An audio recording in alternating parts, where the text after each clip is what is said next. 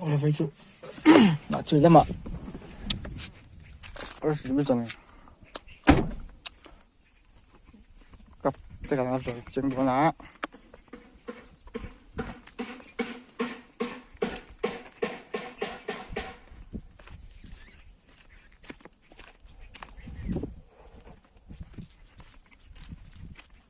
Ấy nhặt chìa phi.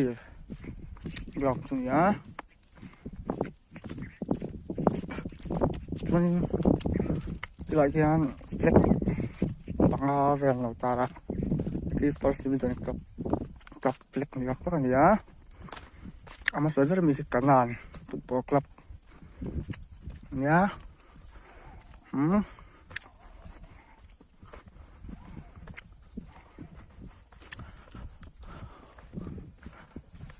Được chủ khí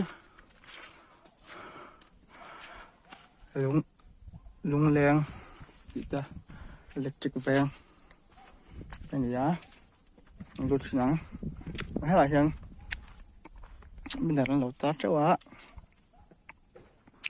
mà hiện pick up National DFA Division First and Second Football Championship sáng ngày sớm đi bán nhị thúng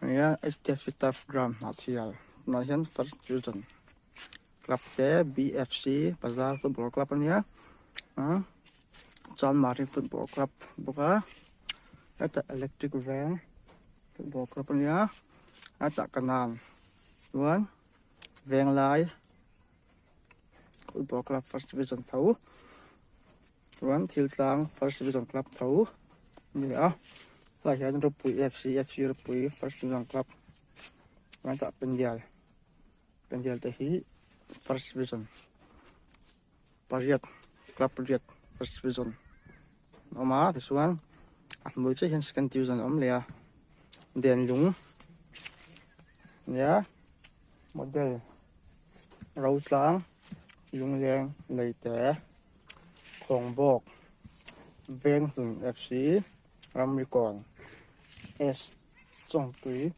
GFC tên